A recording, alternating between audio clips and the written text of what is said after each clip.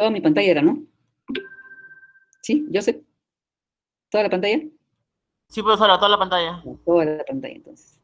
Entonces vamos a poner acá. Y aquí tenía que hacer un clic y compartir, ¿no? Vamos a ver qué sale ahora. A ver.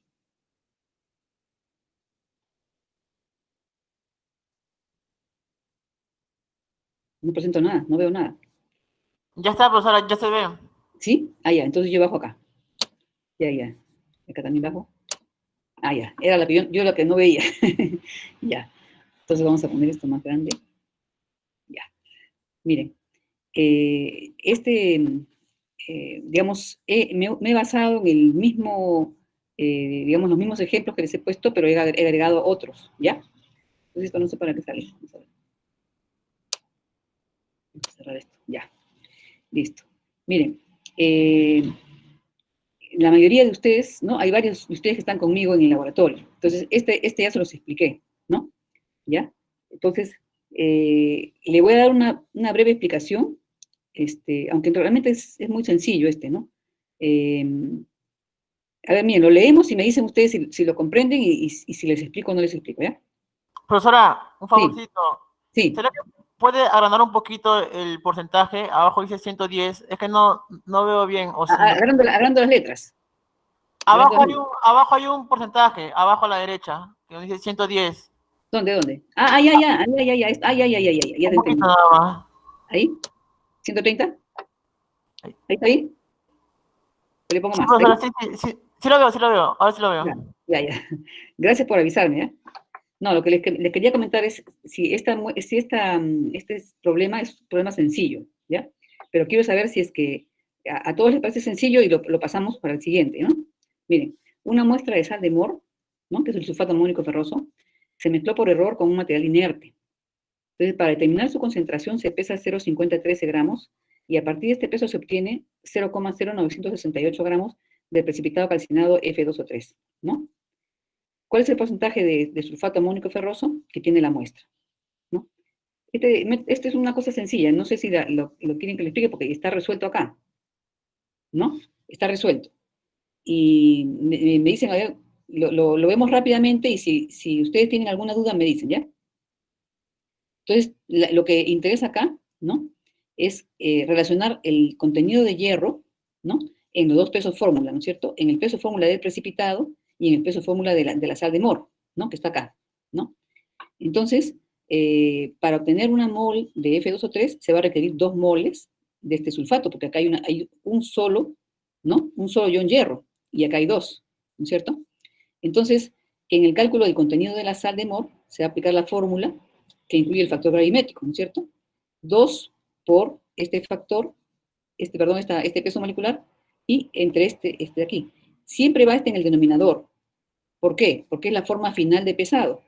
Entonces, si yo tengo los gramos de esto, entre su peso fórmula yo voy a tener el número de moles, ¿no es cierto?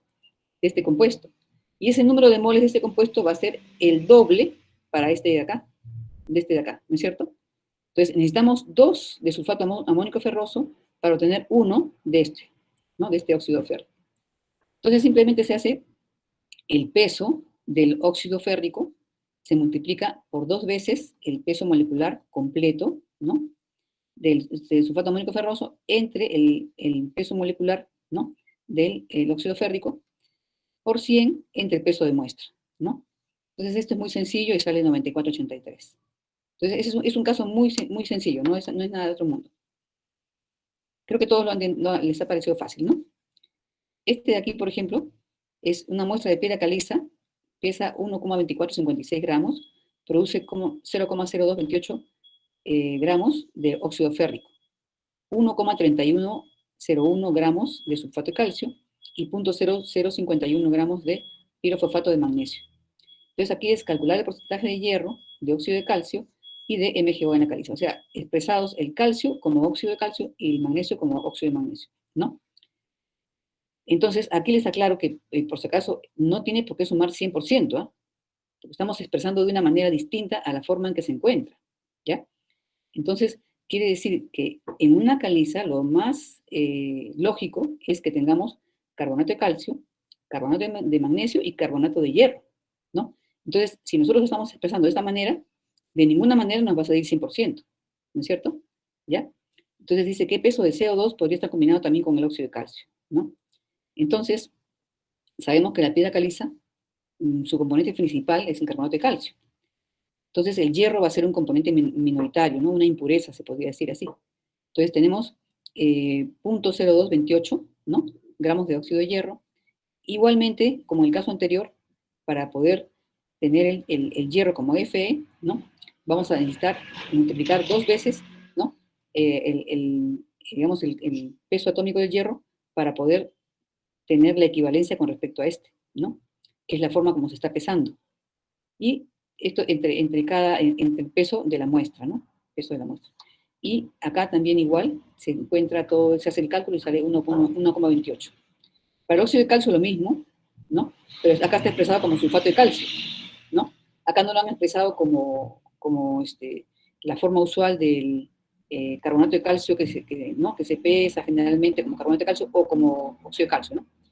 Y por si acaso les digo que en este caso el problema es teórico, porque el sulfato de calcio no es una forma conveniente para hacer un método gravimétrico de calcio, ¿ya?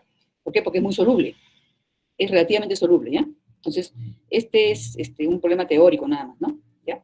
Entonces, resulta 43, ¿no? Acá se estaría perdiendo por la solubilidad del sulfato de calcio, ¿no? Y el magnesio igual, ¿no? Es el peso del pirofosfato entre 2 veces el óxido de magnesio, ¿no? Por lo mismo que acá hay 2, ¿no? Y acá hay 1. Entonces, es lo mismo, ¿no? Es muy parecido. Entonces, el peso del CO2, ¿no? Va a salir de la ecuación, ¿no? El óxido de calcio, ¿no? Con el CO2, porque lo que dice calcular el peso de CO2 que estaría combinado con el contenido de CaO, o sea, de cal, en la muestra de la ecuación. Entonces tendríamos así, ¿no? El óxido de calcio más el CO2 da el carbonato de calcio. Entonces, por cada mol de óxido de calcio hay una de CO2, ¿no? Entonces, decimos que si en 100 gramos de muestra hay 43,33, que es lo que ha salido acá, ¿no? Prácticamente en esta cantidad de muestra, ¿cuánto habrá? ¿No es cierto? Entonces, es los extremos entre ¿no? Y resulta que es 0.5397 gramos de óxido de calcio, ¿no? Entonces, esto sería en moles, ya se saca por el peso, ¿no? Peso equivalente, el peso molecular, y se tiene en peso asociado, ¿no? Entonces, acá tenemos un problema nuevo, que sí lo he agregado, ¿no? Tenemos una muestra de esta sal, nitrato de manganeso hexahidratado, ¿ya? Acá está su peso fórmula. Ha perdido parte del agua de cristalización, ¿no? Ah, no, este creo que sí lo había explicado, creo. Pero bueno, vamos a ver, hay personas que no están en teoría, ¿no? Dice, en el análisis de 0,2 gramos de esta misma sal, se obtuvo 0,1020 gramos, ¿no? Acá falta gramos, del compuesto, ¿no? Pirofosfato de manganeso, ¿ya? Calcular qué porcentaje de agua se ha perdido. Miren, esto les explico un poquito que tiene ciertas aplicaciones. Nosotros, en la empresa donde yo trabajaba, en Aris Industrial, ¿no? Preparábamos sulfato de aluminio a diario, ¿no? Toneladas de sulfato de aluminio a diario. Y este sulfato de aluminio, el natural es un sulfato que tiene 18 moles de agua de constitución. Pero, digamos, desde un punto de vista económico, no conviene prepararlo con 18 moles de agua, porque sería como si estuviéramos llevando un producto diluido, y muchas veces como el sulfato de aluminio es económico, ¿no? A esto se le llama commodity, ¿ya? Cuando los productos son económicos, entonces no tienen mucho margen de ganancia. Entonces, se deben hacer de la manera que rindan más. Entonces, lo que se ha hecho es hacer un sulfato comercial con 14 moles de agua, ¿ya? Y las 14 moles de agua no son tan estables como el de 18 moles de agua, evidentemente. Entonces, lo que se hace para poder, digamos, controlar la calidad y controlar que se esté produciendo dentro de las especificaciones, ¿no? Se hace una calcinación. Se pone en un crisol de porcelana, ¿no? Se pone una cantidad, que no recuerdo si es 1 gramo o medio gramo, de sulfato de aluminio, y se pone al mechero, en la punta justamente del mechero, la base del crisol, en contacto con la punta de la llama del mechero, por 10 minutos. Y en esos 10 minutos se pierde todo el agua de constitución. Queda una masa blanca como si fuera un suspiro, parecido a la esfera que se obtiene cuando ustedes hacen la perla de bórax, ¿ya? Entonces, ¿qué ocurre? Resulta que debe perder alrededor de 42,42% de agua, ¿ya? Y eso significa que tiene 14 moles de agua exactamente. Pero como no se produce de manera exacta, siempre hay una diferencia, entonces tenemos un rango, ¿no? Que digamos que aceptable, ¿no? Entonces, pero tiene que estar alrededor de eso, ¿no? Y resulta que es un método rapidísimo que permite controlar la calidad, ¿no? De un producto hidratado en forma muy expeditiva, ¿no? Que generalmente eso es importante para producción, pues, ¿no? Para producción es importantísimo dar resultados rápidos, ¿ya? Entonces, si ustedes tuvieran alguna vez algún hidrato, ¿no? Le pueden hacer ese tipo de pérdida, inclusive sin tener una mufla, simplemente con hacer ese tipo ¿no? de cálculo. Y de todas maneras tienen que hacer ustedes el desarrollo de un método propio para cada sal, ¿no? Porque todas las sales no son iguales, ¿no? Entonces ya tienen que determinar el tiempo y todo lo necesario para que se pierda toda la masa de agua, ¿no? De constitución. Entonces, vamos a repetir el problema. Dice, una muestra de la sal de nitrato de manganeso hexahidratado ha perdido parte del agua de cristalización. O sea, esta sal está con menos moles de agua, ¿no? Eso es lo que quiere decir. En el análisis de 0,2 gramos se obtuvo 0,10-20 gramos del compuesto pirofosfato de manganeso, ¿no? Entonces, calcular el porcentaje de agua que hace partir. Entonces, a partir de este compuesto, tenemos que saber nosotros cuánto se podría obtener de ¿no? Digamos, o este compuesto, de esta cantidad de compuesto que tenemos, entonces 0, 10, 20, de cuánto se habría originado de este compuesto, ¿no? Eso es lo que quiere decir. Entonces vamos a calcular qué masa de nitrato de magnesio anhidro equivale a 0,10, 20 gramos de pirofosfato de magnesio, ¿no? O sea, del anhidro, o sea, vamos a calcularlo sin agua, ¿ya? Entonces, los 0,10, 20 gramos de pirofosfato, ¿no? Entonces, este nitrato de manganeso, ¿no? Va a ser igual a 0,10, 20, ¿no? Entre el peso del pirofosfato por 2 veces el peso de este compuesto mismo, ¿no? De nitrato. Sería 0,10, 20 por 2, ¿no? Por 179,04 entre 282, ¿no? ¿Y por qué lo calculo así? ¿No? Porque prácticamente acá las moles de agua no están. Entonces, las moles de agua no intervendrían acá, ¿no es cierto? Entonces, tiene que ser solamente de acá, esta fracción del compuesto, o sea, no todo, sino esta fracción. Porque el agua no va a producir nada, no va a producir pirofosfato, solamente va a ser a partir de acá, esta parte del componente, ¿no? Entonces, por esa razón utilizo esta nada más, la parte anhidra, ¿ya?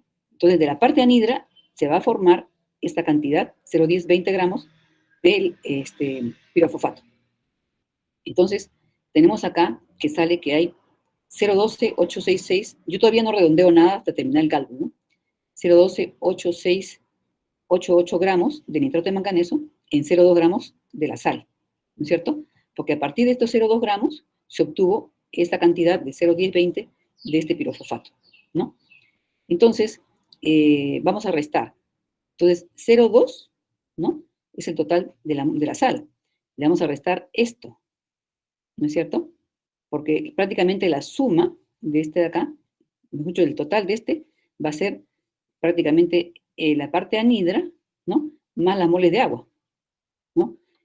Cuando uno saca su peso molecular, hace así, pues, ¿no? Entonces igual lo hacemos acá. 0,2 gramos de muestra, ¿no? Vamos a restarle lo que ha salido acá, 0,12, ¿no? ¿Ya? Vamos a hacer esto, ¿no? Entonces 0,2 gramos menos 0,12 y pico, ¿no? Sale 0,071312, que corresponderían al contenido de agua en 0,200 gramos de muestra, ¿no es cierto? Entonces, el porcentaje de agua va a ser igual a esta diferencia por 100 entre 0,2, que es 35,66, ¿no? Ahora, el porcentaje teórico de agua de cristalización de la sal, ¿cuál es?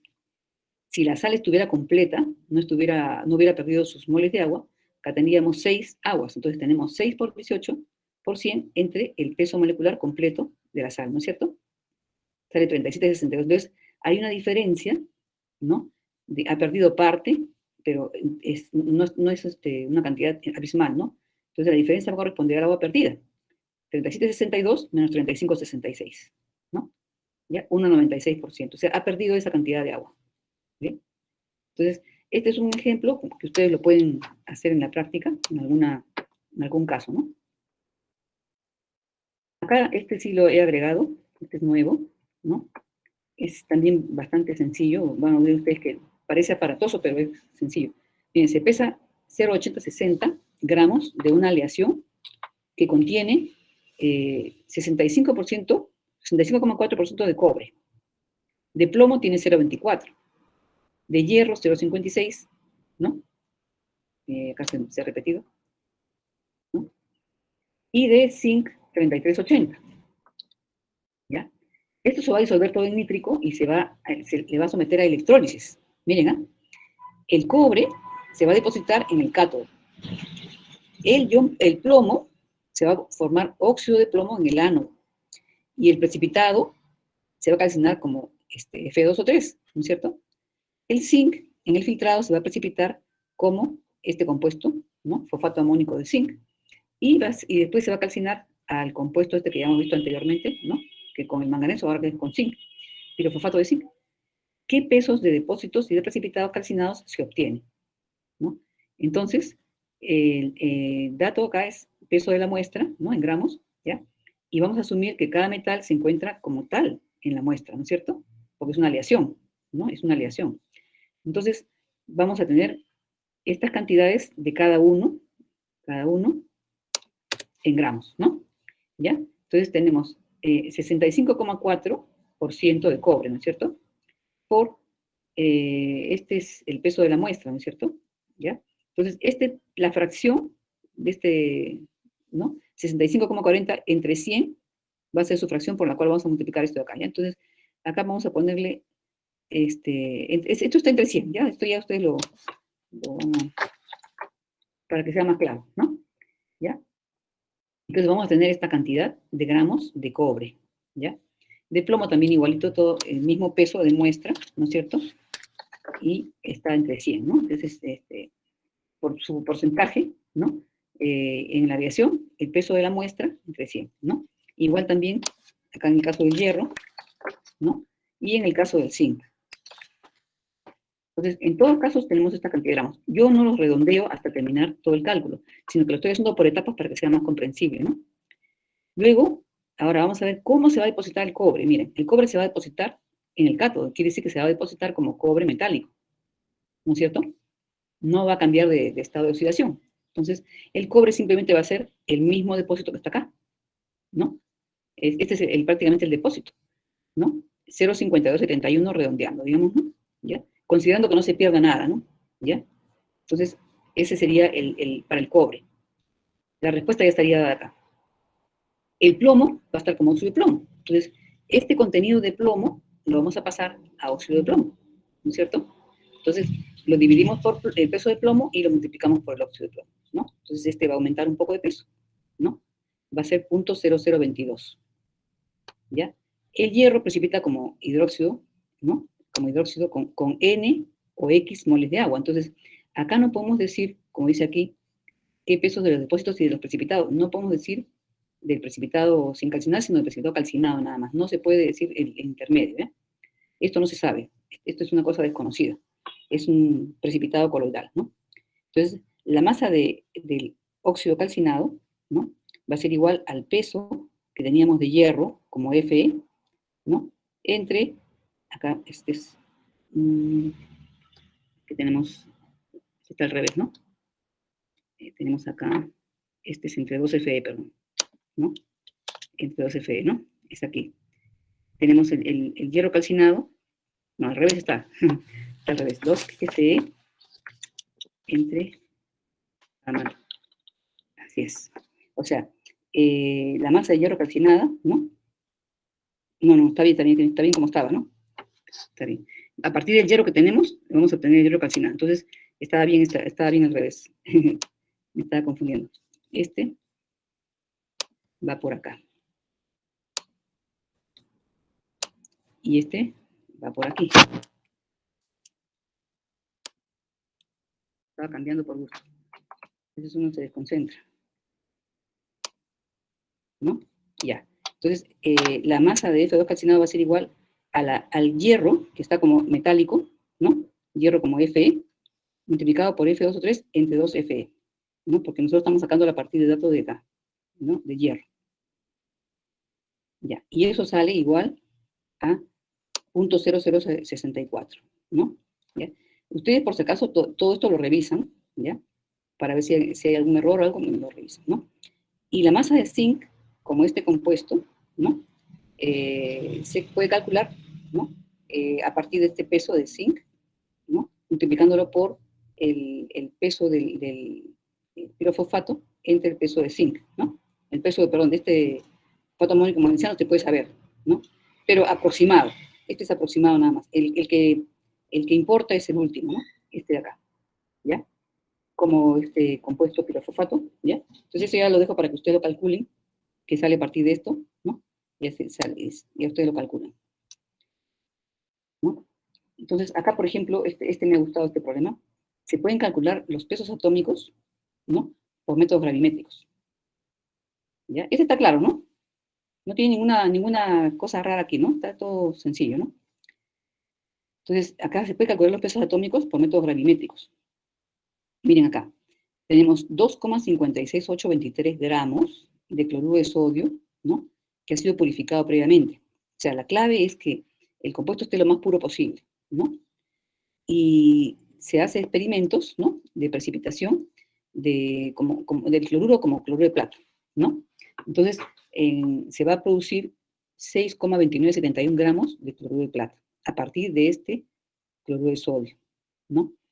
Entonces, se va a asumir que los pesos atómicos de cloruro, ¿no? De cloro y de plata van a ser 35,457 de cloro y 107,880 de la, digamos, de la plata, ¿no?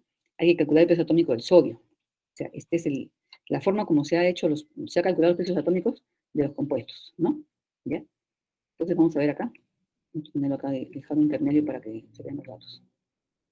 Entonces tenemos acá el peso del cloruro de sodio, ¿no? Va a ser igual a ¿qué? Al peso calculado a partir del cloruro de plata obtenido, ¿no? Prácticamente entre el peso molecular del cloruro de plata multiplicado por el cloruro de sodio. Entonces este va a ser el peso del cloruro de sodio obtenido, ¿no? A partir de este compuesto. Entonces, ahora, el peso del cloruro de sodio que nosotros tenemos, que se ha purificado, ¿no? Aquí dice, se ha purificado, 2,56823, han utilizado una balanza más sensible, ¿no? Y va a ser igual a 6,2971, que es el peso del cloruro de plata, ¿no? Y multiplicado por el peso del sodio que se quiere conocer, ¿no? Que está como incógnita, más 35,47, que es el peso del cloruro, entre el peso del cloruro de plata, que es la suma del cloruro más plata, ¿no? Y esto resulta, si ustedes lo efectúan, sale 23,002. O sea, bien sencillito, parece mentira, pero es increíble así como se han calculado los pesos atómicos. Entonces acá tienen ustedes uno que es bastante interesante, ¿bien? Determinar el peso atómico de aluminio, ¿no? Richards y Krepelka prepararon muestras puras de bromuro de aluminio y determinaron el peso de la plata requerido para precipitar los bromuros, ¿no? Para precipitar los bromuros. Los resultados de 4 determinaciones fueron los siguientes. La muestra 1 tuvo un peso de bromuro de aluminio de 5,03798 y un peso de plata, de 6,11324. Y así tienen estos datos, ¿no? Sus 4 determinaciones, ¿no? Y dicen, el peso atómico de la plata se tomó como 107,880 y el del bromuro como 79,916. ¿Cuál fue el valor promedio para el peso atómico del aluminio? Entonces, este de aquí se los dejo para que ustedes lo resuelvan para la evaluación número 7, ¿ya? Este está interesante, es parecido al anterior, ¿no? Lo único que tienen que hacer es calcular para cada muestra y sacar el promedio, ¿no? Sacar cuánto resulta el peso del aluminio, ¿no? Y resultar, sacar el promedio de esos 4, ¿no? ¿Ya? Entonces es parecido al proceso anterior, pero con este experimento, ¿no? Entonces es interesante porque, imagínense ustedes, todo lo que se hace, parece que fuera muy sofisticado para obtener el peso atómico de las sustancias y sin embargo no lo es tanto, ¿no? Pero esto también les da una idea de la importancia que tiene la graviometría, ¿no? Como método patrón. Entonces acá tenemos uno que también no estaba en el del día lunes, no estaba en el seminario del lunes. ¿Cuántos mililitros de solución amoniacal de densidad 0,950, que está al 12,74% en peso, ¿no? O sea, de amoníaco, ¿no? Se va a requerir para precipitar el hierro de 0,800 gramos de la sal de Mohs, ¿no? Luego de oxidarla cuantitativamente, al hierro, ¿no? De oxidar el hierro, porque ustedes saben que esta sal es soluble, ¿ya? Prácticamente todas las sales que tienen este tipo de composición, de agua de cristalización, y generalmente si son ferrosas en este caso, ¿no? O cuprosas o todo, ¿no? Perdón, cúpricas, ¿no? Son solubles en el agua. Las que tienen moles de agua acá, generalmente son solubles en el agua, ¿no? Entonces, la disolvemos y la oxidamos, ¿no? Oxidamos el hierro totalmente, ¿no? A férrico y se agrega, digamos, amoníaco para precipitarla como hidróxido, ¿no? Entonces vamos a ver. Y se calcula qué cantidad de hierro está presente en los 0,800 gramos de la sal de Mohs. Primero tenemos que saber cuánto tenemos de hierro acá, ¿no? Entonces, eso es fácil, ¿no? 0,800 gramos por digamos, entre el peso de la sal, ¿no? Y multiplicado por Fe, ¿no es cierto? Entonces eso sale prácticamente 0,1139 gramos, ¿no? Gramos de hierro, ¿no? Entonces, ahora la reacción de precipitación del hierro 3 con el amoníaco va a ser esta, ¿no? Hierro más 3 moles de amoníaco, ¿no? Más agua, y se va a producir el hidróxido férrico, ¿no? Más el ion amonio, ¿no es cierto? ¿Ya? Entonces, este compuesto de acá, ¿no? Va a consumir prácticamente por cada mol, por cada átomo o gramo de hierro, va a consumir 3, ¿no? De amoníaco. Entonces, esta es la relación. Entonces, para 0,1193 gramos de hierro, nosotros tenemos que calcular ¿no? Cuántas moles tenemos de hierro. Y al calcular la mole de hierro y multiplicarlas por 3, vamos a tener las moles de amoníaco, ¿no es cierto? Entonces, acá está el peso atómico del hierro, el hierro que tenemos, ¿no? Y nos sale 0,0612 moles de amoníaco, ¿no? Y por, digamos cuántos gramos tenemos, porque la solución acá está en gramos, ¿no? Gramos de amoníaco, ¿no? 17 gramos por mol, tenemos 0,10, 404 gramos de amoníaco, ¿no? Equivalen al triple, prácticamente en 3 moles de amoníaco, ¿no? Por esta cantidad de gramos de hierro, ¿no? El triple en moles. Entonces, ahora vamos a ver la densidad, ¿qué significa? Implica que 0,950 gramos, ¿no? Por mililitro significa que cada mililitro va a pesar esta cantidad. Este va a ser el peso de 1 mililitro, ¿ya? Porque esto no es agua, esto es amoníaco en agua, ¿no? Entonces, la concentración de la solución es 12,74. Entonces, ¿qué quiere decir? Este es porcentaje en peso-peso. Entonces, ¿qué cosa quiere decir? Que estos 12,74 van a corresponder al peso de amoníaco, ¿no? En este peso de aquí, ¿no? 12,74%, y el resto, que es esta cantidad, va a ser agua. O sea, multiplicando a esto por 0,1274 tenemos el peso que corresponde a amoníaco acá, que es en 1 mililitro, ¿no? Y el resto es agua, ¿no? Entonces el contenido de agua en 1 mililitro va a ser igual a 0,950 por 0,1274, que es 0,12103 gramos por mililitro, ¿no? Ese es el contenido de amoníaco. Entonces, aquí estamos viendo, según el cálculo nuestro acá, ¿no? Se va a requerir 0,10,404 gramos, ¿no? Gramos de amoníaco, ¿no? Por, digamos, para este contenido de hierro, ¿no? Para el hierro calculado.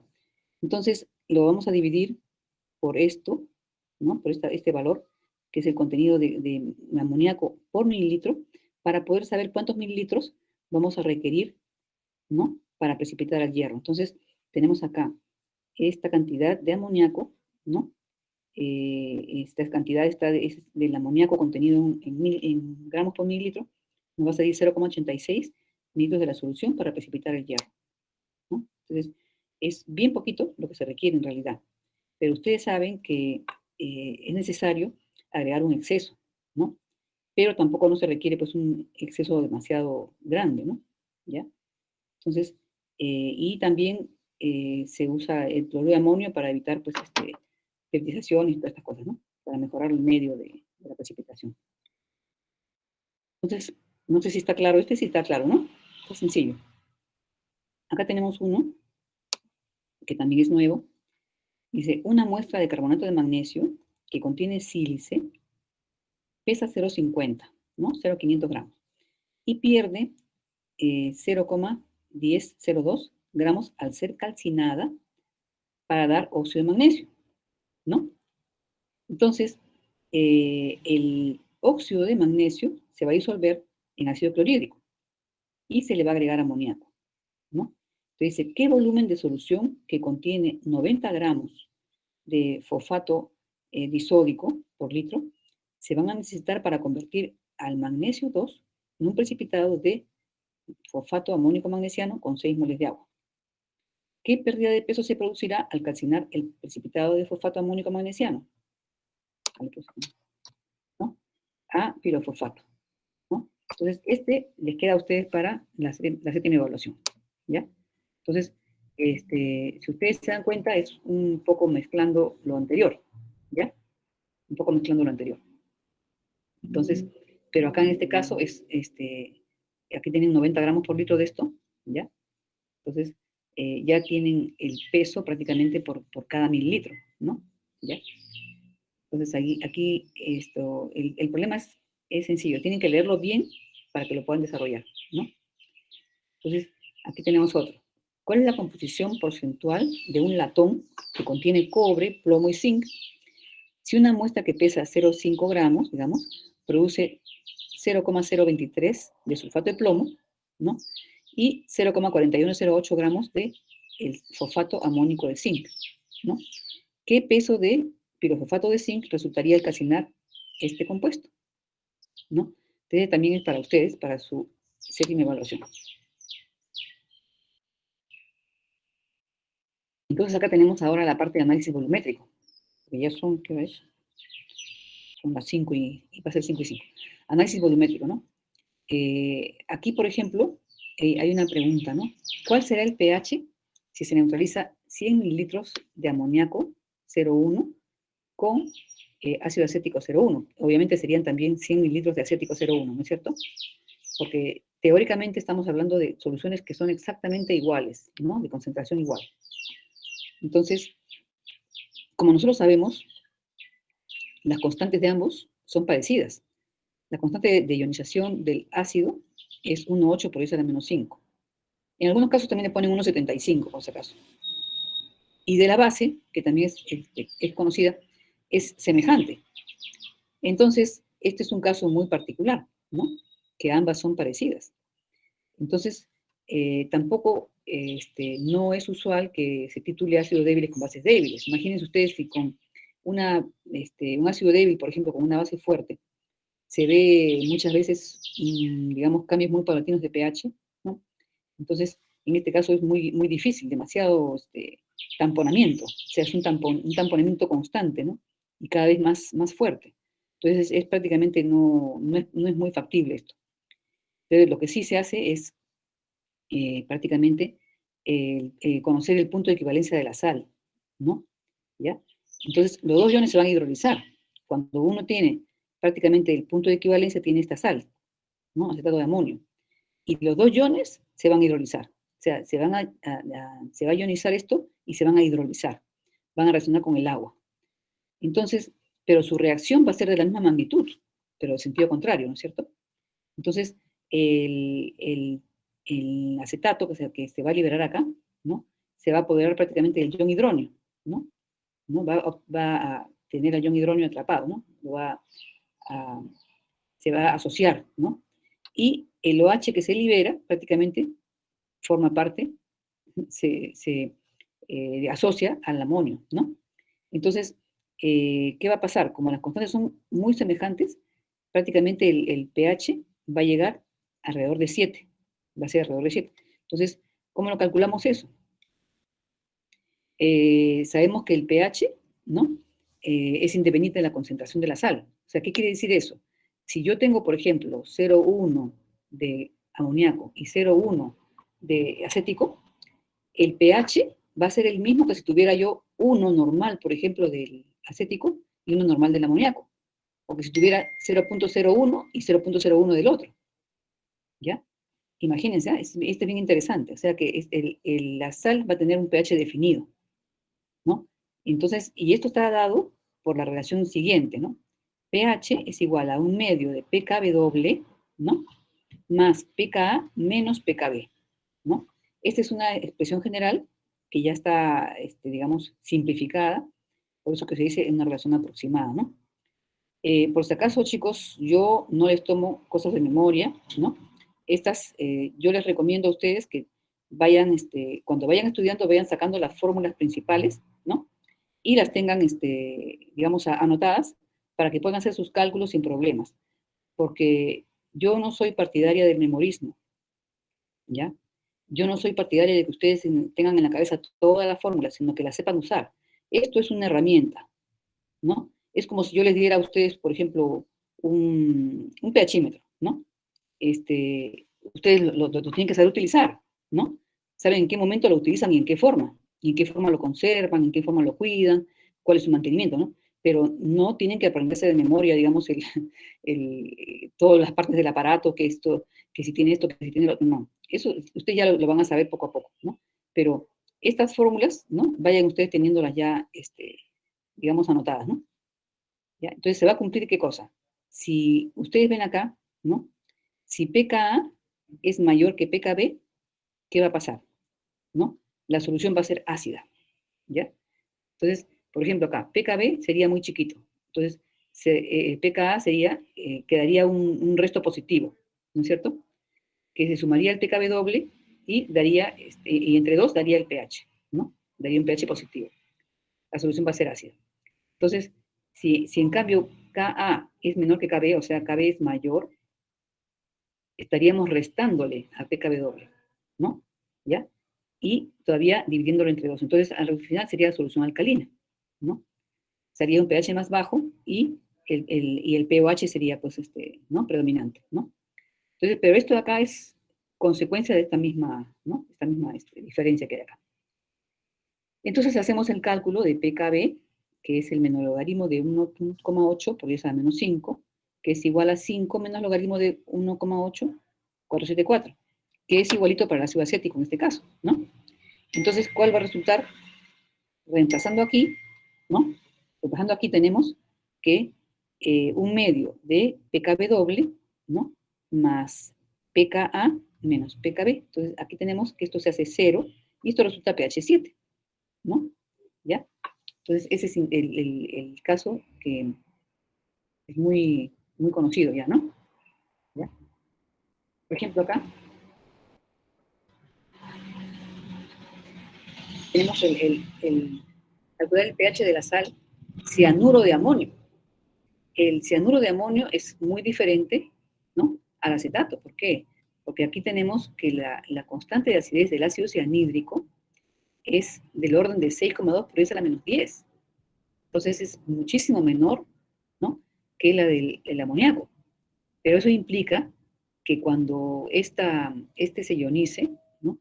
El ion cianuro es una base conjugada muy fuerte, ¿no? Tiene una tendencia muy grande a prácticamente hidrolizarse. Su fuerza de hidrólisis es mucho mayor que la de este. Entonces vamos a ver hacia dónde se va a ir el pH. Entonces, como tenemos esta ecuación, pH es igual a un medio de pKb, vamos a ver, ¿no? Vamos a calcular ambos, ¿no? Ya tenemos este dato, pKb, nos faltaría el pKa, ¿no? Entonces, tenemos que esta sal, ¿no? Se va a hidrolizar, ¿no? Tenemos que va a formar amonio más ácido cianhídrico, ¿no? Entonces, tenemos acá el pH va a ser un medio de 14 más pKa menos pKb. Entonces tenemos que calcular pKa y pKb, ¿no? Entonces, sería menos logaritmo 6,2 por 10 a la menos 10, ¿no? Que es igual a 10 menos logaritmo de 6,2, 9,2076, ¿ya? Y este ya lo conocemos por el ejercicio anterior, ¿no? Y vamos a reemplazar. Tenemos pH igual a un medio de 14 más el 9,2076 menos 474. ¿Cuánto resulta? 9,23, ¿no? ¿Ya? Miren ustedes, ya prácticamente se demuestra, ¿no? Se ve el cambio de pH, ¿no? ¿Ya? Entonces, ustedes, por si acaso, chequeen esto. Cualquier error, me avisan, ¿ya? Chequeenlo. Y tenemos acá también el formato de amonio. Pero acá esto es un caso distinto porque a la anterior, porque acá tiene más fuerza, ¿ya? Entonces, este es parecido, ¿ya?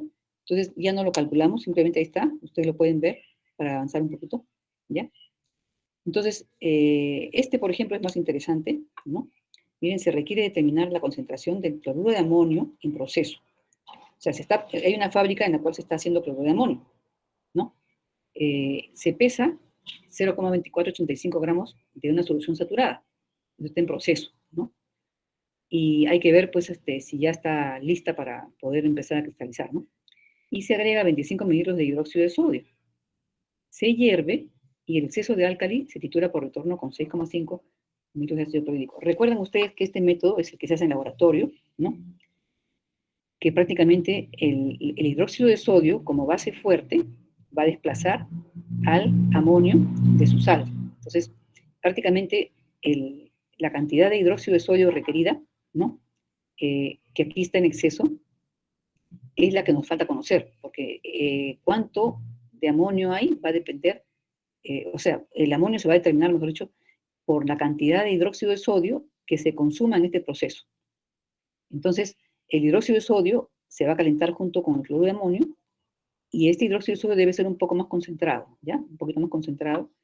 Y al calentarse, ¿no? El amonio, por ser volátil, va a salir y además por ser base débil, va a ser desplazado por el sodio. Entonces se va a formar cloruro de sodio, ¿no? Y va a quedar un exceso de hidróxido de sodio.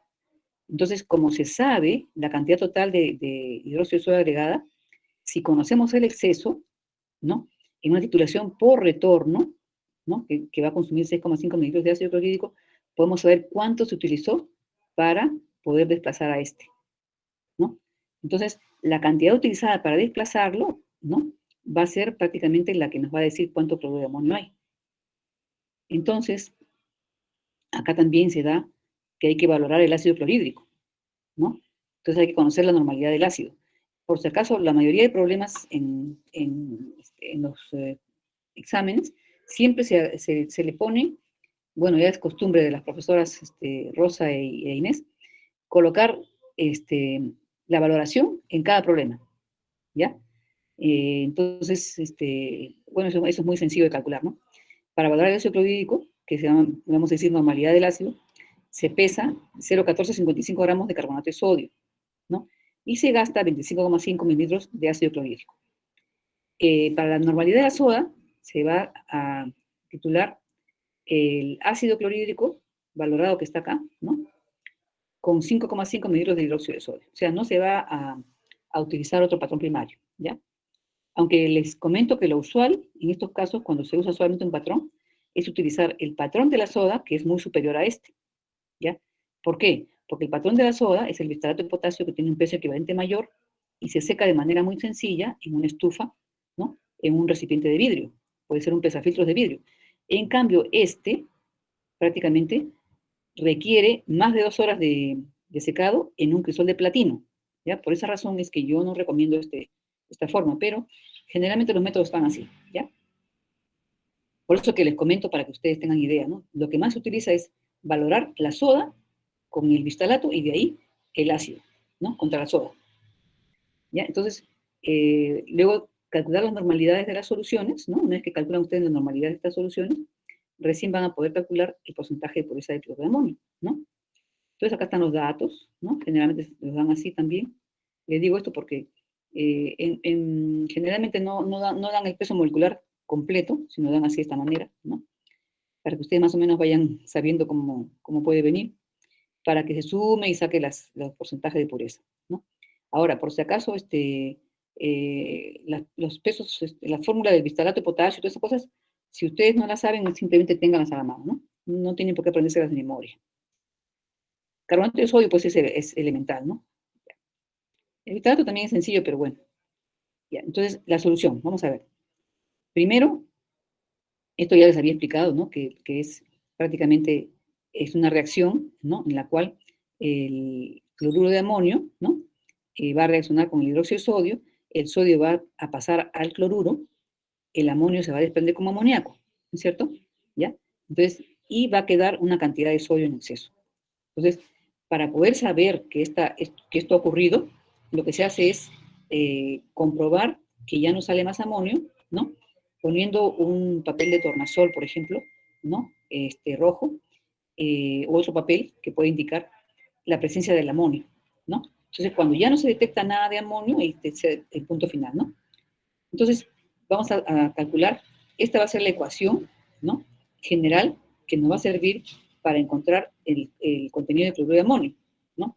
Que va a ser igual a 25 mililitros de hidróxido de sodio, que están acá, ¿no? Por la normalidad de la base, ¿no? Menos 6,5, que es la titulación por retorno, que está acá, ¿no? Por la normalidad del ácido. Entonces, este nos permite conocer cuánto nos ha sobrado de hidróxido de sodio, cuánto es el excedente. Este es el total de lo que usamos de hidróxido de sodio, los mini equivalentes, y este es el excedente. Entonces, lo que se consumió es la diferencia. Entonces, tenemos acá que esa diferencia de 1000 equivalentes va a ser igual a los 1000 equivalentes de cloruro de amonio, ¿no es cierto? Por 100 entre el peso de la muestra, ¿no? 0,2485 que está acá, ¿no? Entonces, el número de equivalentes, el peso equivalente del cloruro de amonio es 53,489, ¿no? Y su 1000 equivalente es 0,53489, o sea, es prácticamente esto entre 1000, ¿no? Entonces tenemos dos incógnitas acá, ¿ya? Entonces vamos a despejarlas, ¿no? El peso equivalente del carbonato de sodio también ya lo conocemos, ¿no? Por la reacción, ¿ya? 53. Entonces el cálculo de la normalidad del ácido va a ser prácticamente el peso del patrón, ¿no? Entre su peso equivalente va a ser igual al volumen consumido, ¿no? En litros por la normalidad del ácido, ¿no? O también, mucho más sencillo, despejando acá, esto expresado en miligramos, mucho más sencillo, miligramos, ¿no? Entre 53 gramos por equivalente y entre el volumen en mililitros, ¿no? Y efectuando eso nos sale ya la normalidad, ¿no? ¿Ya? Y de esta normalidad, ¿no? Sacamos, perdón, la usamos para obtener la base, ¿no? Normalidad de la base. Utilizamos 10 mililitros, ¿no? Como dice acá, 10 mililitros de ácido clorhídrico valorado por su concentración entre los 5,5 de soda que se gastaron para esos 10, ¿no? Entonces tenemos que resulta esto y acuérdense ustedes, se da las normalidades con 4 decimales, ¿ya? Entonces, ya tenemos ahora lo necesario, ¿no? ¿Ya? Entonces, la ecuación, ¿cuál es? Cloruro de amonio más hidróxido de sodio, el amoníaco desplazado, ¿no? Cloruro de sodio que se formó y agua, ¿no? Más el exceso de soda, ¿no es cierto? ¿Ya? Entonces, la soda en exceso, ¿ya? Va a reaccionar con el ácido clorhídrico por retorno y vamos a tener esto, ¿no? Entonces, vamos a ver ahora el cloruro de amonio y ahora sí reemplazamos en esta ecuación que habíamos puesto acá arriba, reemplazamos, ¿no? 25 por la normalidad de la base, ¿no? De 25 mililitros de la base, ¿no es cierto? 25 mililitros de la base, ¿ya? De mililitros con L mayúscula. Para la normalidad de la base, menos 6,5 para la normalidad del ácido, ¿no? Esto por el peso equivalente de esta sal, ¿no? Por 100 entre 0,2485 es el peso de la muestra, ¿no? Entonces, esto resulta, ¿ya? 89,65%, ¿no? Entonces, el cloruro de amonio, prácticamente es la concentración de la solución saturada es esta, ¿no? ¿Ya? Ahora, no sé cuánto querrán tener, de repente quieren llegar a un 90%, ¿no? Para empezar a cristalizar o algo así, ¿no? ¿Ya? Ese dato no está. Por ejemplo, está bien claro, ¿no? No tiene ninguna pregunta. ¿Todo claro hasta ahí? ¿Sí? Entonces acá tenemos, miren, de la curva de titulación de 100 mililitros de ácido fórmico, 0,1 normal con hidróxido de sodio 0,1, obtenga los valores de pH en los puntos cercanos al punto de equivalencia, 99,8, 99,9, 100 y 100,1 agregados de hidróxido de sodio. Estos datos sirven ¿para qué? Para determinar los indicadores, ¿no es cierto? Nos dan acá la constante, ¿no? Del ácido fórmico, 1,8 por 10 a la menos 4 y Kb doble, ¿no? Después dice, ¿cuál será el error de titulación si se empleara los siguientes indicadores? ¿No? Rojo de metilo, con su punto, su rango, perdón, de cambio, de viraje, y su punto final en 5. Rojo fenol, fenolftaleína, ¿no? Con sus rangos, ¿no? Entonces, hay que partir de la ecuación del equilibrio de disociación del ácido débil, ¿no? Para calcular el pH. Entonces, acá tenemos el ácido fórmico, ¿no? Que se va a disociar de esta manera, ¿no? Entonces, tenemos acá el ácido fórmico, el formiato, perdón, por la concentración de ion hidronio, que es el de acá, ¿no? Entre el ácido fórmico, que es 1,8 por 10 a la menos 4. Entonces, la concentración del ácido la despejamos, ¿no? El ion hidronio, y sale 1,8 por 10 a la menos 4 por la relación de la concentración del ácido entre la concentración del formiato, ¿no? Entonces, esto ya lo hemos visto varias veces en la clase, ¿no? Se calculan las concentraciones, ¿no? Y tenemos a 99,8 mililitros de hidróxido agregados, van a reaccionar, como son 0,1 y 0,1, van a reaccionar 99,8, ¿no? Del ácido fórmico. Y van a quedar solamente 0,2 libres. Entonces, la concentración del ácido va a ser 0,2 mililitros por 0,1 normal entre su nuevo volumen. Que aquí, como muy bien observó Piero, en el trabajo que le dejamos, se puede evitar utilizar el volumen porque se puede colocar simplemente esto entre esto, ¿no? O viceversa, ¿no? Pero vamos a hacerlo como lo hemos estado haciendo en la clase, que es más sencillo, ¿no? Más entendible. Entonces, 1 por 10 a la menos 4, ¿ya? Efectuando esto. Y la del formiato sería todo lo que se ha agregado de la base, o perdón, de lo que teníamos del ácido, por 0,1 entre el volumen total, ¿no? Que ha reaccionado todo esto, y tenemos esta cantidad, ¿no? Entonces, reemplazando en Ka, en la ecuación esta que está acá, ¿no? Tenemos 1,8 por 10 a la menos 4 entre el ácido fórmico y la concentración del fórmico y la concentración del formiato. Entonces, reemplazamos y nos resulta que el pH es igual a 6,44, ¿no? O sea, cuando estamos en 99,8 estamos en 6,44. Cuando tenemos 99,9 solamente con 0,1 de diferencia, ¿no? Se efectúa lo mismo, se hace igualito, ¿no? Se hace igualito, todos los cálculos. Y tenemos un pH de 6,74. O sea, hay una diferencia más o menos, ¿no? De 0,3. Y a 100 mililitros agregados vamos a tener la sal, ¿no? La sal, que va a sufrir hidrólisis una parte de ella, no. El hidróxido de sodio prácticamente no va a intervenir en el pH, no va a ser influyente. El formiato es el que va a hidrolizarse. Entonces, ahí tenemos que ver en cuál va a ser el grado de hidrólisis que va a tener, que va a depender de esta ecuación, ¿no es cierto?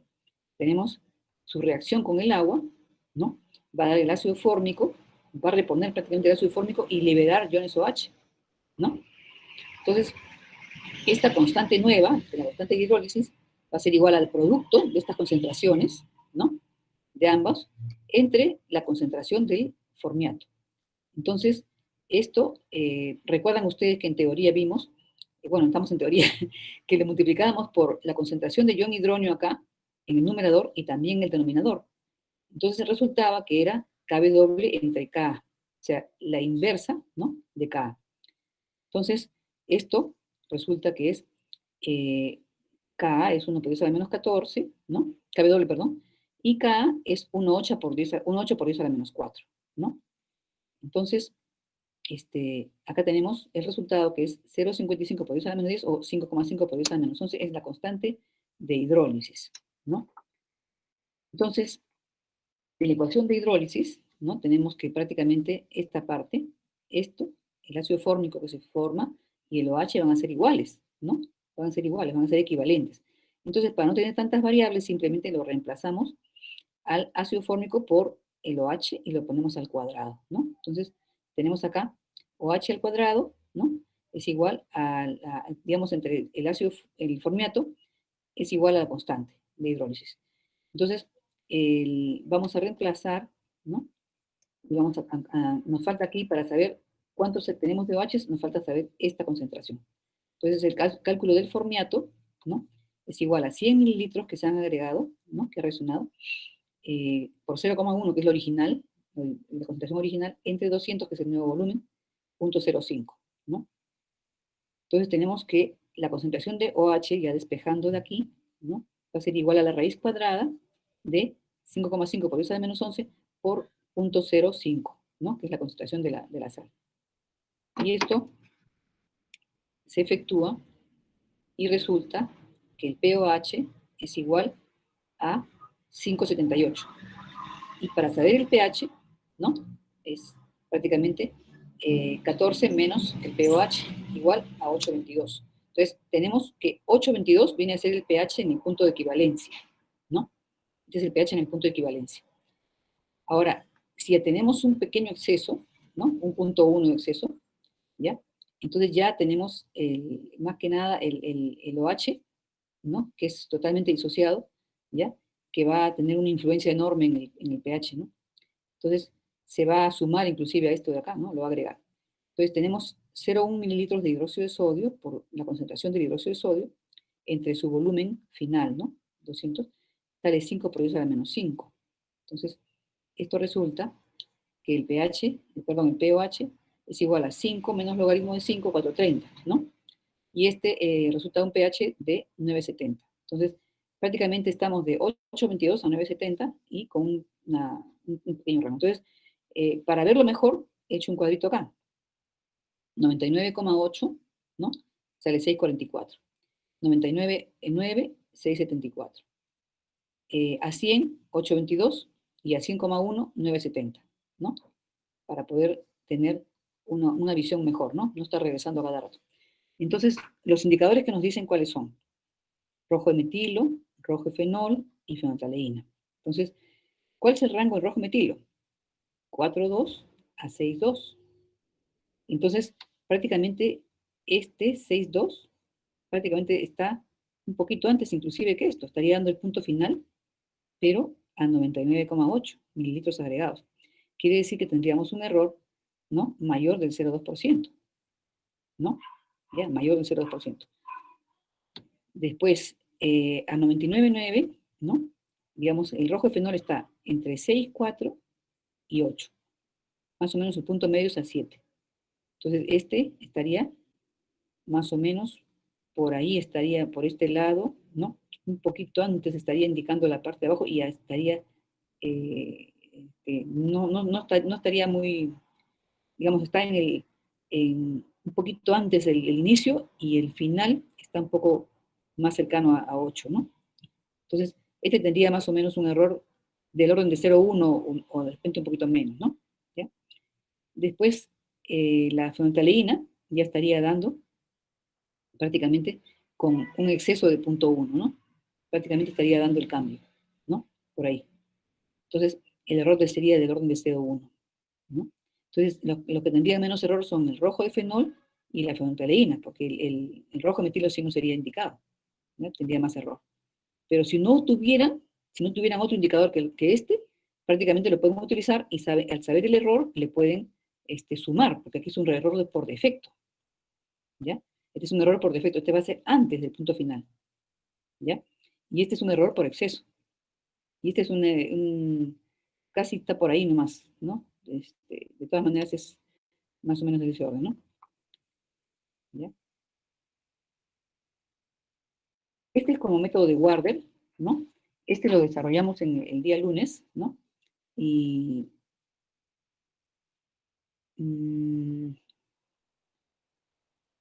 sí, ya vamos a hacerlo rapidito, ¿eh? Era eso. Ya. O nos salteamos este y nos pasamos a uno que sea más, más interesante. Vamos a hacer uno más interesante. Este, por ejemplo, este me parece que es muy importante, ¿ya? Miren, se analizó diversas mezclas alcalinas compatibles. ¿Qué significa compatible?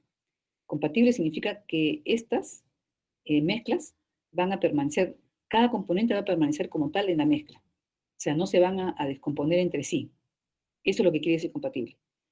Que podían contener uno o dos de los álcalis hidróxido de sodio, bicarbonato de sodio y o carbonato de sodio, junto a material inerte. Entonces, yo les hago una pregunta, ¿no? Yo podría tener una mezcla de hidróxido de sodio y de bicarbonato de sodio que sea compatible. A ver, chicos, unas opiniones, a ver, ¿qué dicen? ¿Puede haber esa mezcla?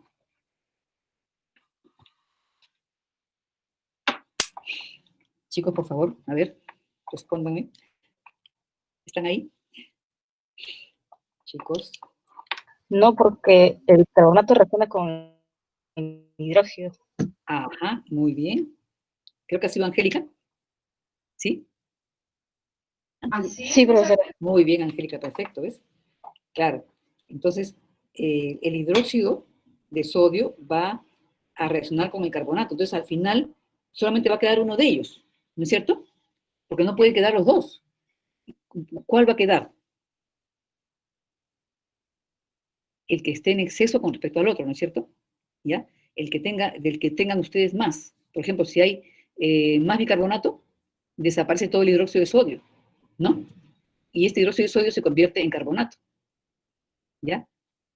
¿Por qué? Porque reaccionando aquí estaría dándole, ¿no? Estaría formando carbonato. Entonces, la mezcla se convertiría en una mezcla de bicarbonato más carbonato.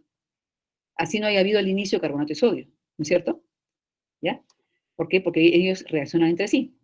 Pero mezcla de carbonato de sodio con bicarbonato sí puede haber, ¿no es cierto? Eso sí puede haber. Y mezcla de carbonato de sodio con hidróxido de sodio también puede haber. Entonces, vamos a ver lo que sigue, ¿ya? Según los datos siguientes, identifique los materiales respectivos y calcule el porcentaje de cada componente alcalino.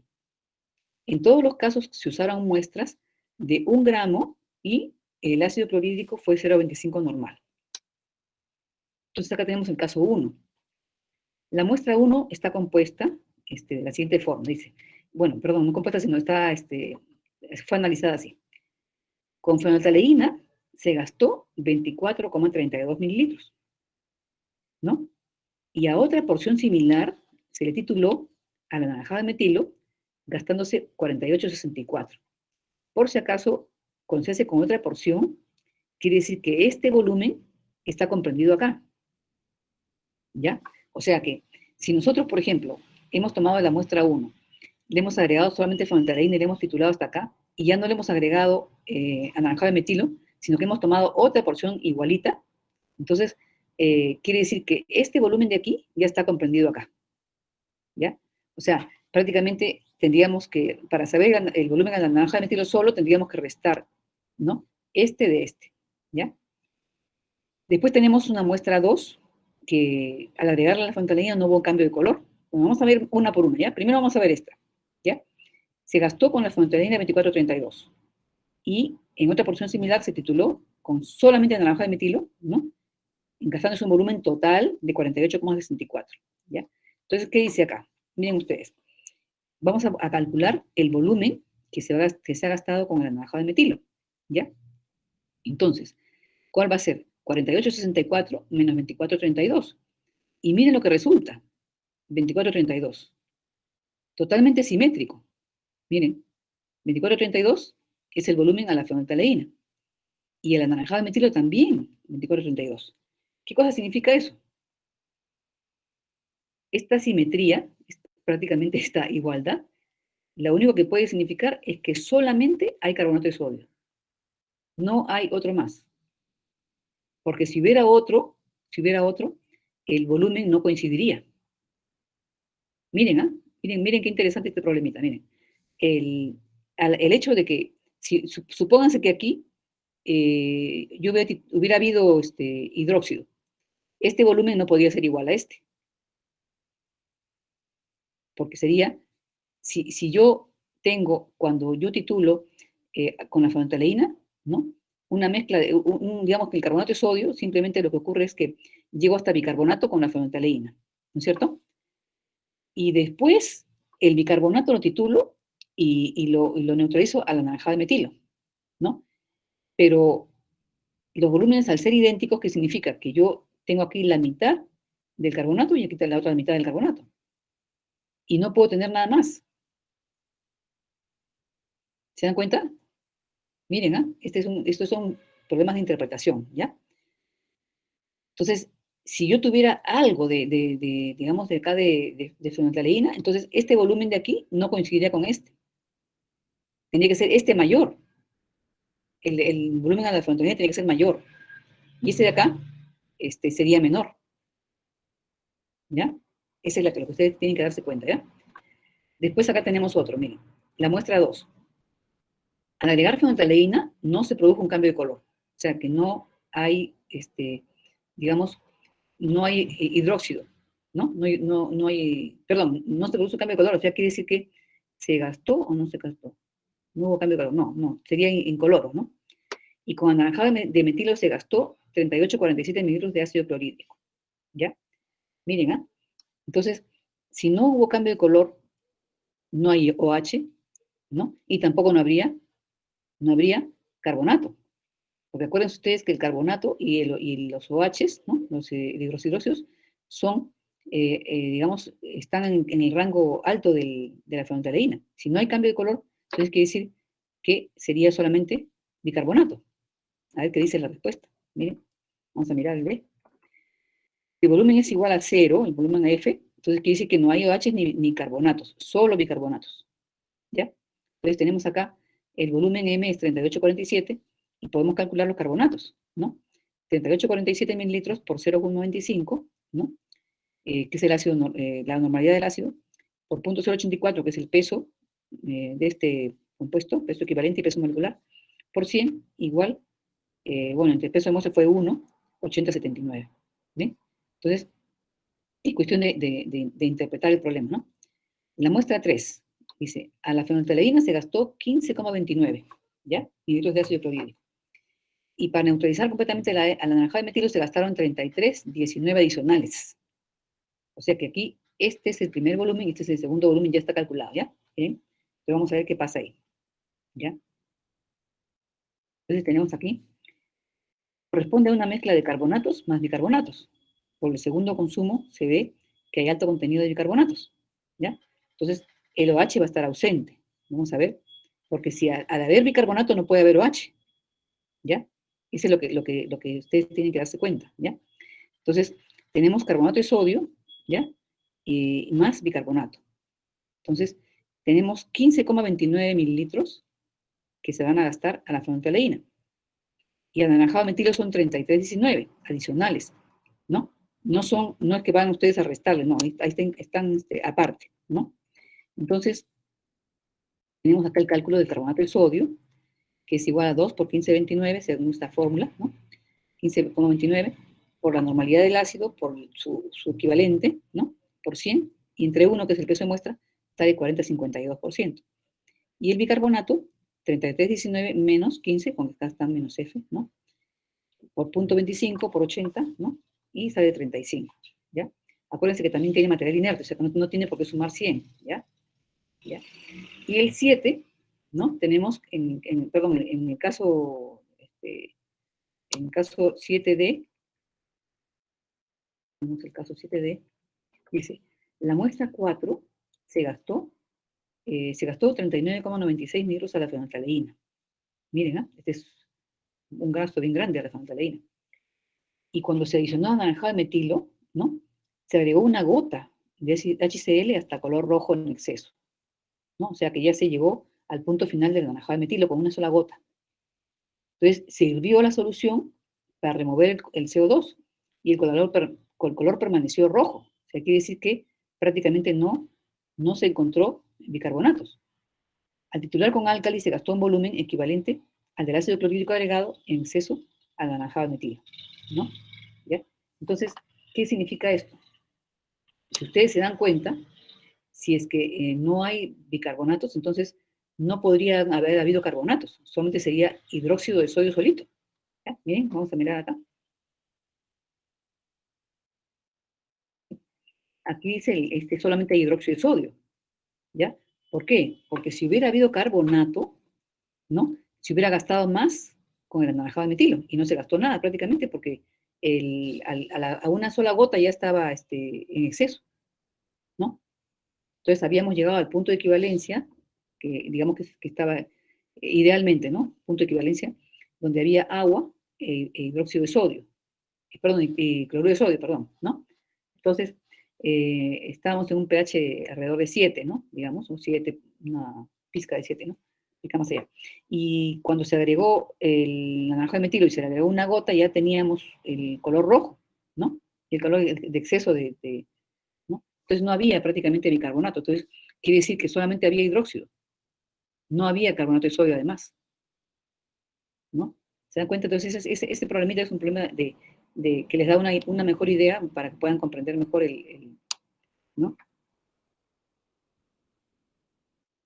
Este problema también es uno que agregué, ¿no? De una solución de ácido clorhídrico se gasta 45,62 mililitros para neutralizar 1,6 gramos de carbonato de sodio. ¿Ya? O sea, tenemos una solución de ácido clorhídrico, ¿no? Para un poco.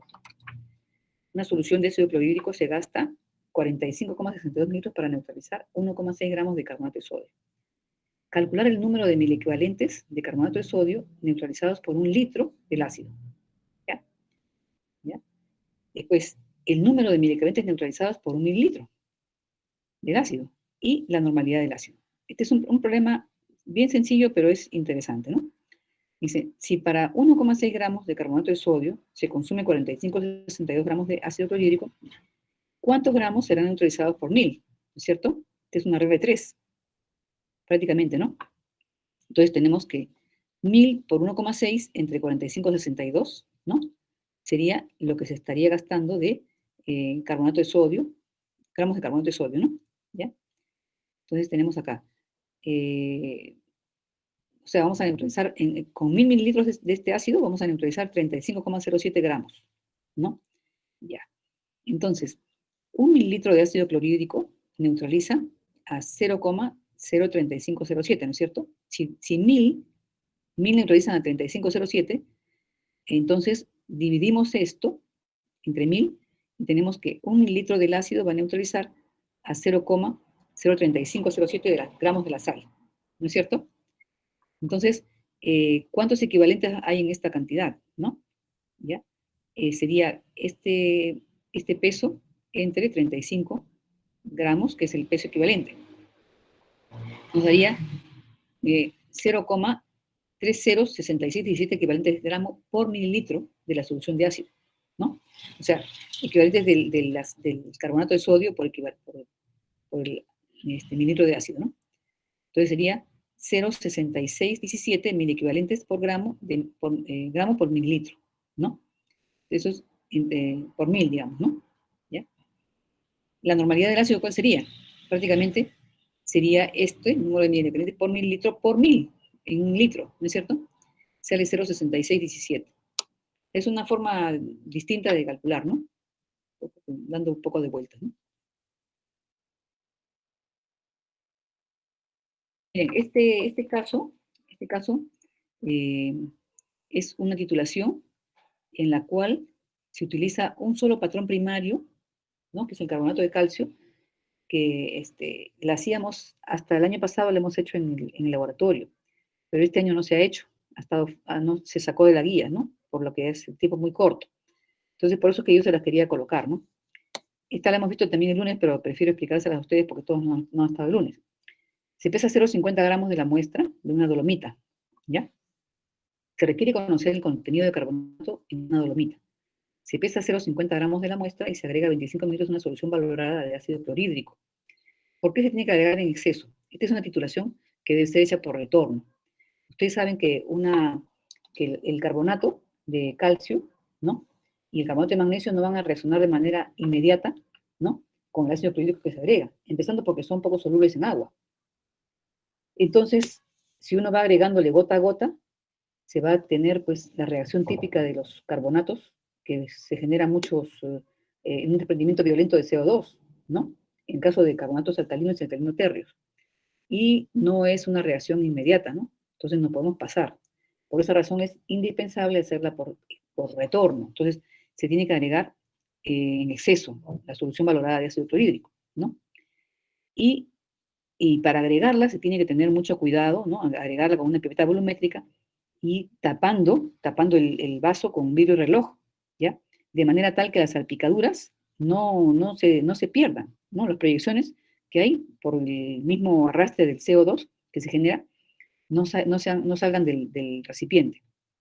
Entonces, inclusive ustedes tienen que lavar la punta de la pipeta una vez que han terminado de agregarla, ¿ya? Y que caiga el líquido en la misma solución, ¿no? Se calienta ebullición por unos minutos y ya frío se agrega la fenolftaleína, ¿no?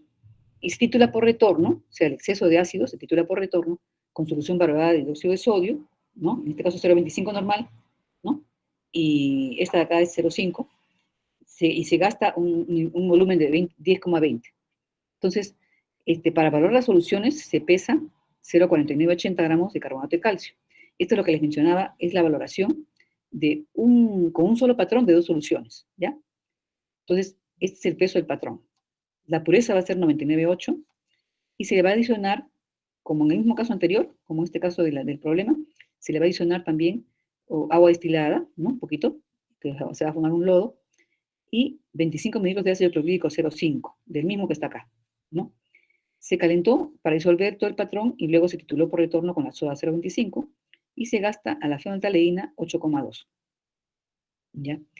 Se titula también, pero aquí ustedes se dirán, pues no, esta solución, acá tenemos dos incógnitas, ¿no? Las dos soluciones que se valoran y tenemos un solo dato de peso del patrón. Entonces necesitamos hacer digamos, otro dato, necesitamos elaborar otro dato en el cual se va a determinar la proporción de la soda al ácido. Entonces, ahora van a ver ustedes que vamos a tener dos ecuaciones con dos incógnitas resueltas, ¿no?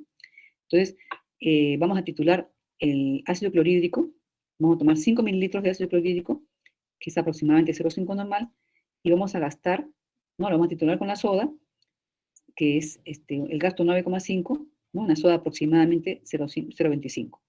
Entonces, esto nos va a servir para poder encontrar el dato de acá, ¿ya? Ahorita van a ver ustedes cómo es esto. Entonces, calcular las normalidades y factores de las soluciones de ácido clorhídrico e hidróxido de sodio, así como el porcentaje de carbonatos totales en la dolomita expresados como carbonato de calcio.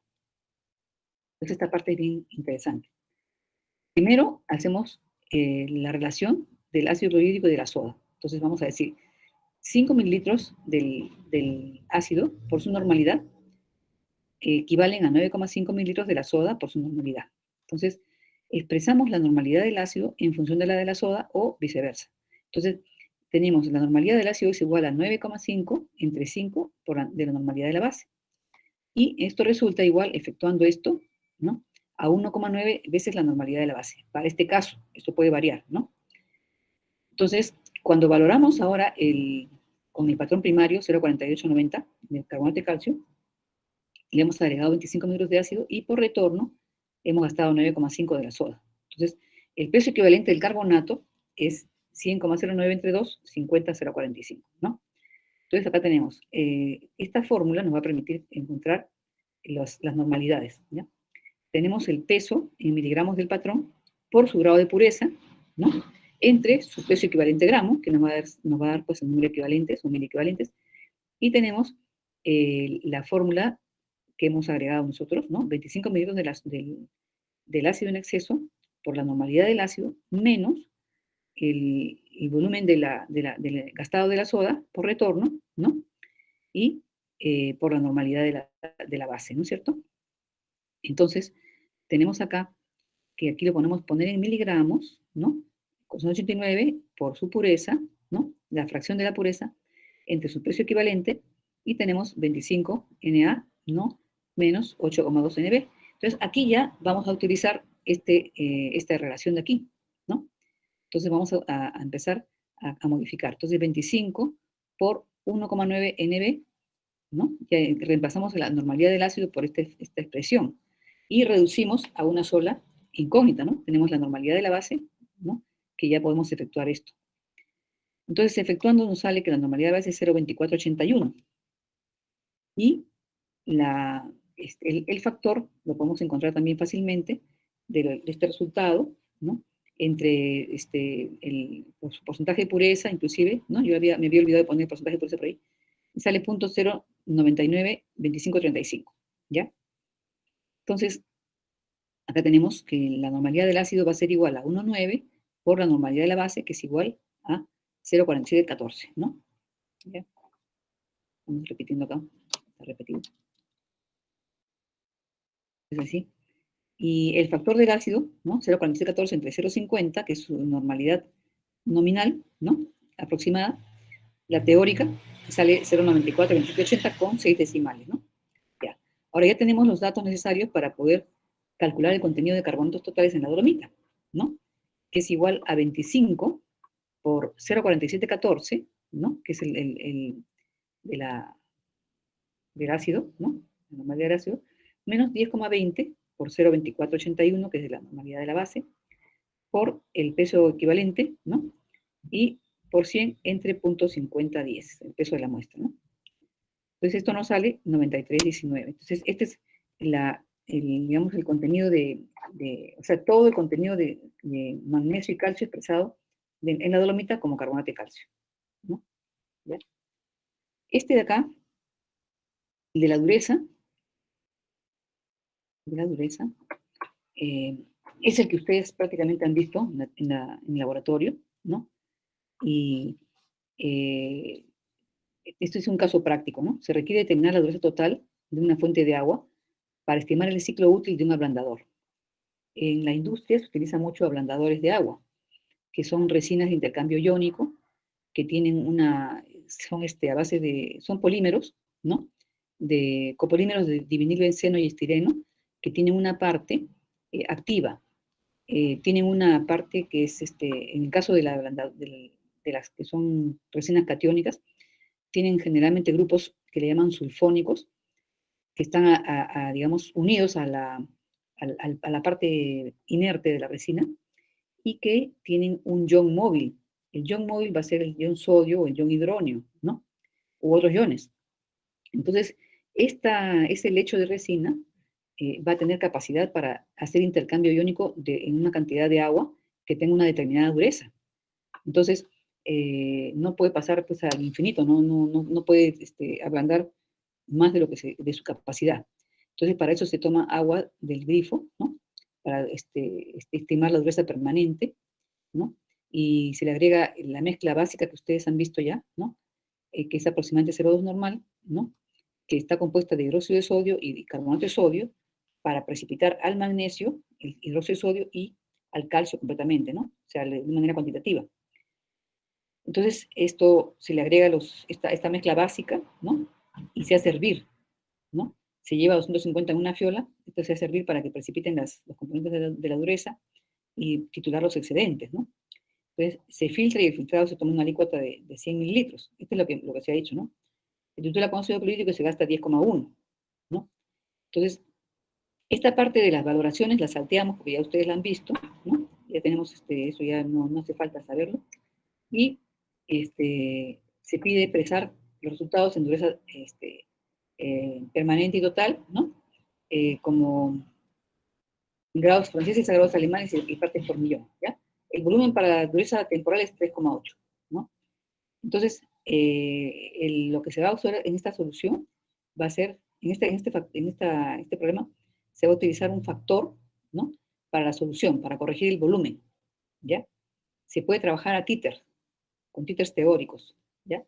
El títer de carbonato de óxido de calcio o de carbonato de calcio es el consumo de estos por 1 mililitro de solución. Por ejemplo, si yo tengo mi equivalente de óxido de calcio de una solución de 1 normal, sería el 56 gramos, ¿no? Que es el peso de fórmula entre 2, ¿no? Porque es divalente el calcio, ¿no? 56 gramos entre 2 por 1000, o sea, la cantidad de 1 litro, sería 0,028 gramos por mililitro, ¿no?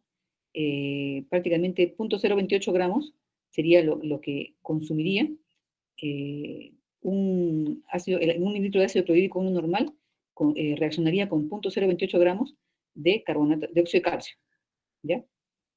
Ese es un títer teórico, o sea, si un ácido es exactamente 1 normal, ¿no? Consumiría esto.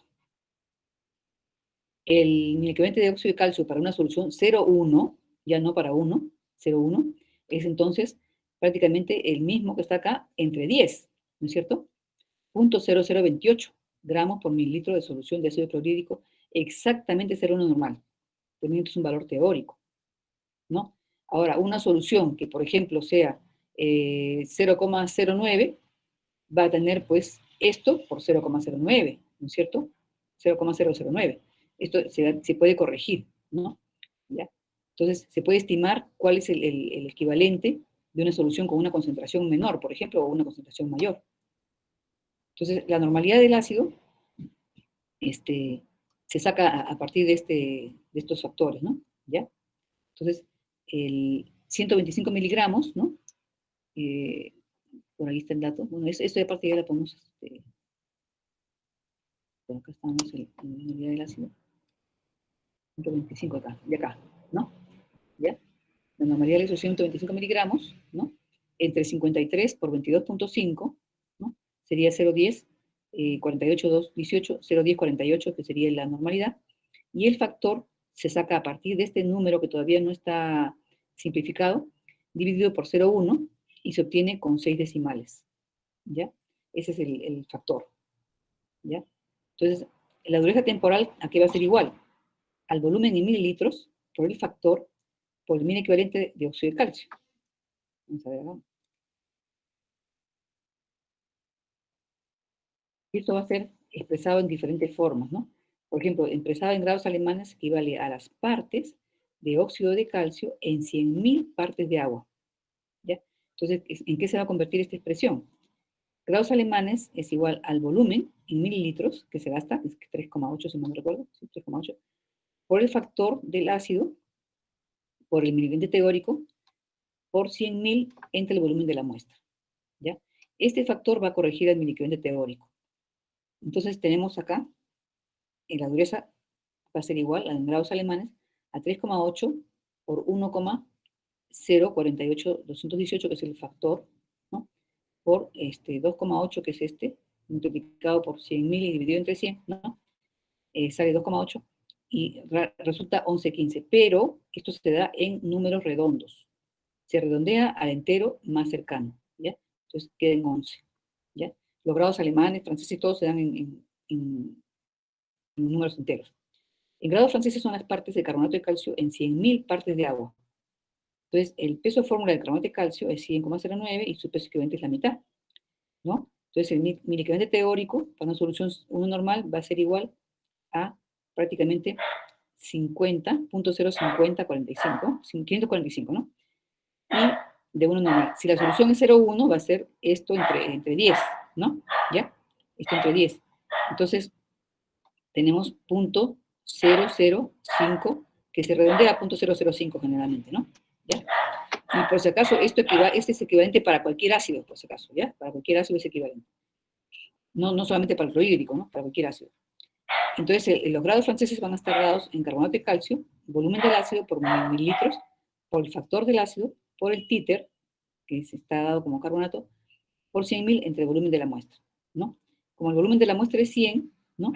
Entonces tenemos acá 3,8 por el factor por 5, que ya se simplifica de todo esto de acá, de los 100.000 y todo esto, de los 100, 5, sale esta cantidad que se resume en 18 entero, ¿no? Pero para poder sacar las partes por millón, ya no se utiliza este valor, este resultado, y de ahí se redondea, ¿no? ¿Ya? 183, que es igual, grados franceses por 10 es igual a parte por millón, ¿no? Que también equivale a ponerle aquí un 0 más, ¿no? Que es lo mismo, ¿no? Ese es para la dureza temporal, ¿no? Creo que se pasó la hora, ¿no? Sí, son las 6.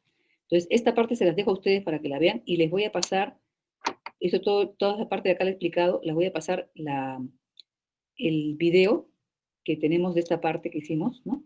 ¿Ya? Y bueno, me ha dado pena no poder explicar esto, pero ya como está en el video que he hecho para el día lunes, lo van a ver ustedes, ¿ya? Entonces, tienen tiempo para que entreguen esto, ¿no? ¿Ya? Vamos a grabarlo. Disculpen que me estaba pasando la hora, en que nos hemos puesto a conversar un poco. Nos hemos puesto a conversar un poco.